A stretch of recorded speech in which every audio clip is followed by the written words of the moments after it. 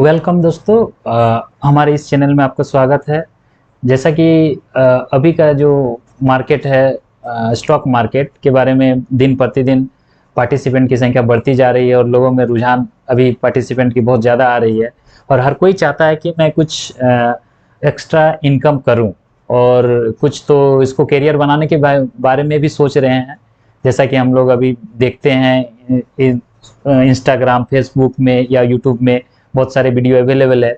तो उसमें हमें हमें जिज्ञासा होती है कि भाई मार्केट को कैसे शुरू किया जाए, कैसे नहीं किया जाए, क्या किया जाए। शुरुआत में हमें बहुत सा जानकारी का अभाव रहता है, तो उसी के बारे में आज मैं एक आपको वीडियो बनाने की कोशिश कर रहा हूं कि अगर आप शुरुआती दौर पे हैं तो आपको किन किन बातों का ध्यान रखना चाहिए। कि जैसे कि आप मार्केट को शुरुआत करने से पहले उस चीज़ को आप स्टडी कीजिए, उसके बाद आप अपना जो भी ब्रोकरेज का आप आईडी से लॉगिन करें या जिसमें भी आपका अकाउंट है उसमें आप जाने से पहले इन चीज़ को समझ लें, तो जिससे आपको टर्मिनल का यूज करने में आपको आसानी होगी। जैसे कि अगर आप मार्केट में नए आए हुए हैं तो सबसे पहले आपने सुना होगा कैंडल स्टिक।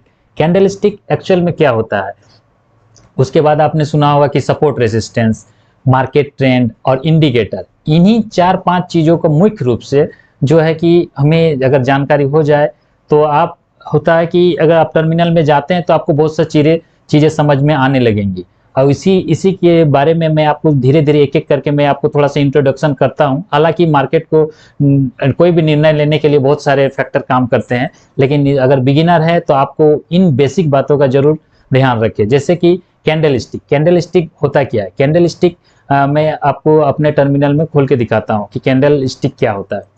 जैसे कि अब आप मेरे टर्मिनल में देख सकते हैं कि अभी बैंक निफ्टी का लगा हुआ है। अब मैं इसको थोड़ा सा आपको बताने के लिए, समझाने के लिए दूसरा में लगाता हूँ। ये हाँ, ये हुआ आपको एचडीएफसी बैंक। एचडीएफसी बैंक में आपको जैसे कि दिखाई दे रहा है, टर्मिनल में खुल रहा है। कि अब मैं इसके बारे में थोड़ा सा आपको बताता हूँ कि यहाँ पे आपको बहुत सारे ग्रीन, रेड, विक ये जो दिखाई दे रहा है उसके बारे में थोड़ा थोड़ा बताता हूँ। जैसे कि ये इसी को बोला जाता है कैंडल। कैंडल मतलब कि जैसे यहाँ 5 मिनट से लगा हुआ है तो इसका मतलब है कि 5 मिनट में प्राइस ऊपर गया है या नीचे गिरा है। इस चीज की जानकारी के लिए हमें कैंडल को ही देखना पड़ता है।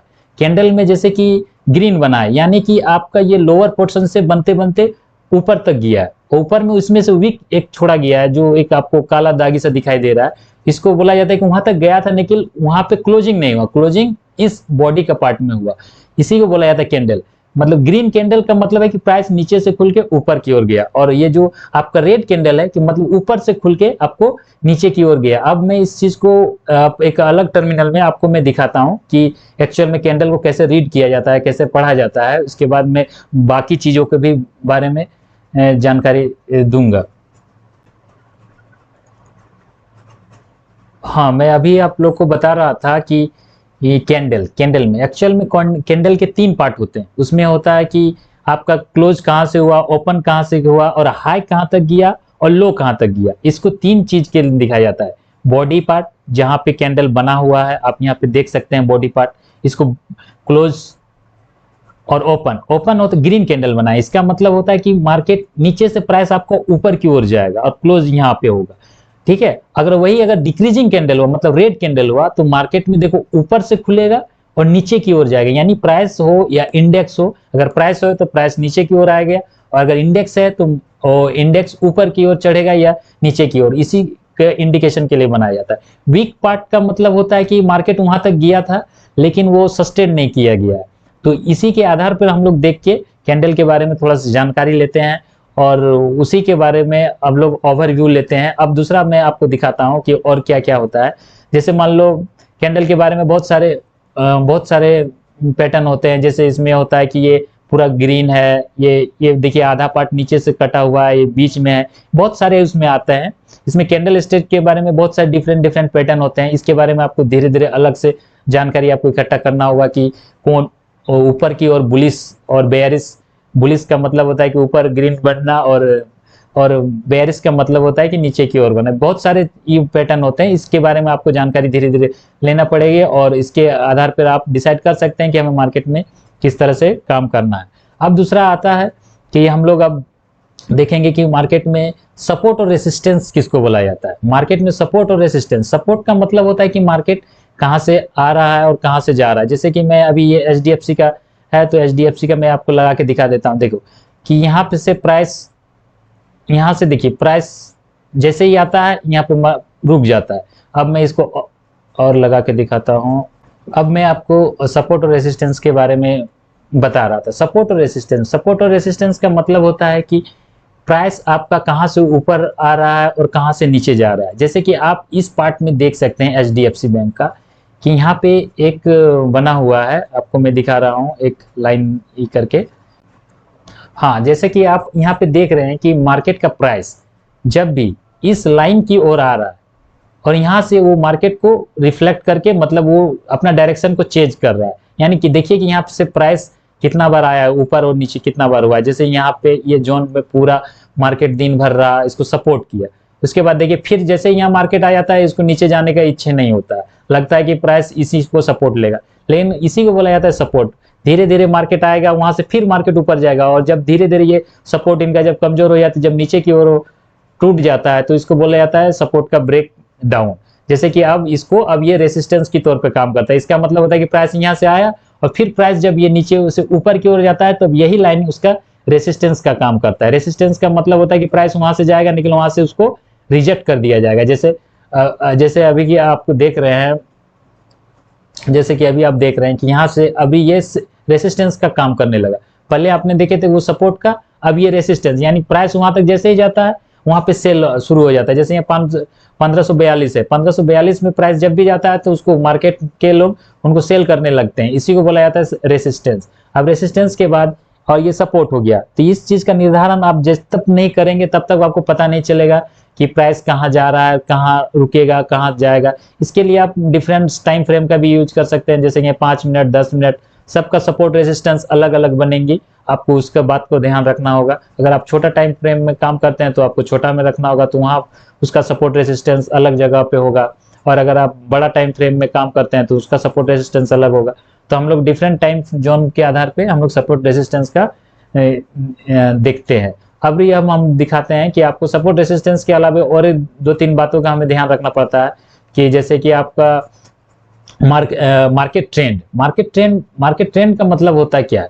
मार्केट ट्रेंड का मतलब होता है कि मार्केट या तो ऊपर की ओर जाता है, या तो मार्केट नीचे की ओर आता है, या तो मार्केट साइडवेज, मतलब होता है कि बीच बीच में रहता है। तो आपको ट्रेंड जानना पड़ेगा। अगर मार्केट ऊपर की ओर जा रही है तो आपको ऊपर की ओर ट्रेड बनाना है, और मार्केट अगर नीचे की ओर जा रही है तो नीचे की ओर ट्रेड बनाना है, नहीं तो फिर आप मार्केट में आप फंस सकते हैं। इसीलिए बोला जाता है कि मार्केट का ट्रेंड आपको जानकारी होना बहुत जरूरी होता है, कि मार्केट ऊपर जा रहा है। जैसे कि अभी हम लोग देख रहे हैं HDFC का चार्ट में कि मार्केट देखिए, यहाँ से जो मार्केट बना हुआ है, यहाँ से मार्केट देखिए, ये ट्रेंड इसको बोला जाता है। देखिए जैसे मार्केट यहाँ से कंटिन्यू ऊपर की ओर जा रहा है, यानी मार्केट का ट्रेंड क्या है? ऊपर है।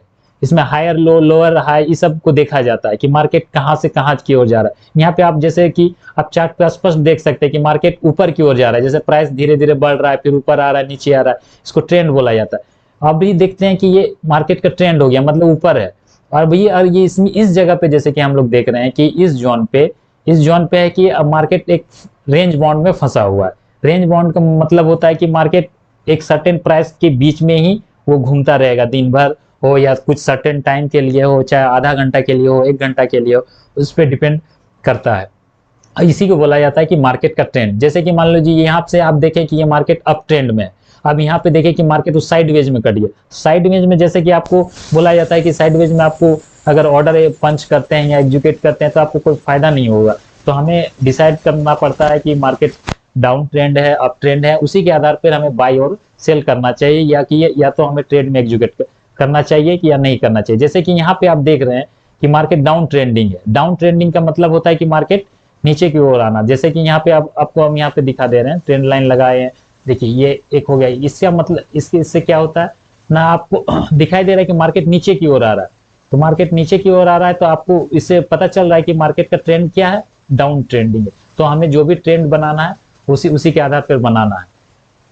अब हम धीरे धीरे से आपको नेक्स्ट की ओर ले जाते हैं, और नेक्स्ट में हम देखते हैं कि इसके बाद हमें क्या होता है, इंडिकेटर होता है क्या, कि जो भी बिगिनर्स होता है उनके लिए होता है कि इंडिकेटर के बारे में थोड़ा बहुत जानकारी होना चाहिए। जैसे होता है कि या इंडिकेटर में आपको बताया जाता है बहुत सारे कि प्राइस एक्शन के बारे में, कि वो साइडवेज है कि क्या है, वो आपको बेसिकली मदद किया जाता है। जैसे मैं एक इंडिकेटर लगा के आपको दिखा देता हूँ। जैसे इंडिकेटर का कॉलम में गए और इंडिकेटर में जैसे हम लोग RSI टाइप किए, उसमें देखिए रिलेटिव इंडेक्स आ गया। अब ये देखिए इंडिकेटर हमारे लग गया। इसमें भी सेटिंग होता है कि आप सेटिंग को कैसे ही कर सकते हैं, ज़्यादा कम कर सकते हैं। इसका मतलब जैसे मैं अभी थोड़ा सा आपको काम करके दिखा देता हूँ कि इसमें कैसे बाय सेल इंडिकेटर आपको हेल्प करता है।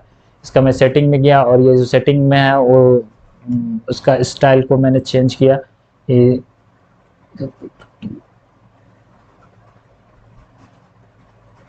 जैसा कि आप देख रहे हैं कि मैंने एक सेटअप में RSI इंडिकेटर को इंट्रोड्यूस किया है। अब इसके मैं थोड़ा सा फीचर्स को आपको बता देता हूं। हालांकि इसमें क्या क्या है, ये डिफ़ॉल्ट सेटिंग इसका 14 रहता है और 20 में सेटिंग किया है। लेकिन आप मोटा मोटी में समझो कि एक इंडिकेटर की मदद से हम लोग कब खरीदारी करना है और कब नहीं खरीदारी करना है। जैसा कि आप हम लोग देख रहे हैं कि अगर ये एक 70 इनका डिफ़ॉल्ट सेटिंग है, तो 70 का मतलब होता है कि मार्केट वहां तक जब भी जाएगा मार्केट को आपको वहां खरीदारी नहीं करना है। यानी कि वहां पे ऑलरेडी बहुत सारे लोगों ने खरीदारी करके रख लिया। अब वहां से मार्केट में या तो प्रॉफिट बुकिंग होगा या तो मार्केट साइडवेज कट जाता है। तो इसीलिए बोला जाता है कि इसको ओवरबॉट, मतलब कि बहुत सारे लोगों ने 70 के आसपास जैसे ही गया है। जो डिफॉल्ट सेटिंग है उसी के आधार पे बता रहा हूँ, सबको अपना अपना कस्टमाइज कर सकते हैं। लेकिन जैसे कि यहाँ पे आप देख रहे हैं कि जैसे ही जब भी ये 70 के पास जाता है, देखिए यहाँ पे सेल आउट शुरू हो जाता है, यानी ओवरबॉट हो गया। आप वहां से ये कर सकते हैं। जैसे कि यहाँ पे जैसे ही मार्केट आया यहाँ से ओवरसोल्ड हो गया, तो यहाँ खरीदारी शुरू हो जाता है। यहाँ से जैसे ही ऊपर गया, यहाँ जैसे ही आया यहाँ खरीदारी, ये पॉसिबिलिटी को दर्शाता है कि अगर जैसे ही यहाँ पे देखिए आप 2-3 जगह पे आप यहाँ पे जैसे आपको दिखाई दे रहा है कि यहाँ पे खरीदारी हुआ है, यहाँ पे खरीदारी हुआ है, यहाँ पे देखिए आप जैसे ही आता है यहाँ खरीदारी हुआ है। अब मैं और आपको बता रहा हूँ कि आगे चार्ट में जाके जैसे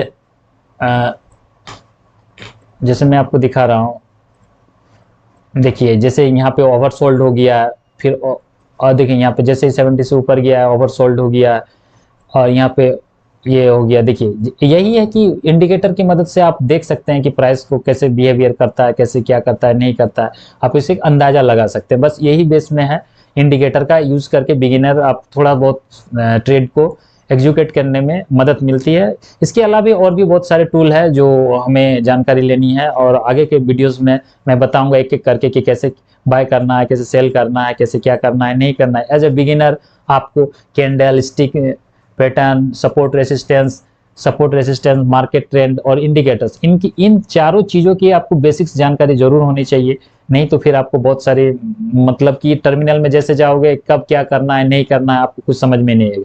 इसीलिए मैं आपसे रिक्वेस्ट करता हूं कि अगर आपको अगर सही से अगर मार्केट में अगर काम करना है तो इन बेसिक्स चीज़ों को जरूर समझे, वीडियो देखें और अपना स्टडी करें। इसके बाद आप एक आध जगह आप अपना टर्मिनल खोल के आप उसको देखें। उसके बाद आप सपोर्ट रेसिस्टेंस, मार्केट ट्रेंड क्या होता है नहीं होता है उसको अच्छे से समझे। उसके बाद आप धीरे धीरे जैसे जैसे आप मार्केट को समझोगे उसके बारे में आप जानकारी होगी। जैसे कि मैंने आप मान लीजिए HDFC बैंक में देखा था, ICICI बैंक में, सब जगह वही काम करता है कि मार्केट एक रिवर्स लिया जाता है, एक ऊपर लिया जाता है, एक ट्रेंड लाइन होता है, सब जगह वही है।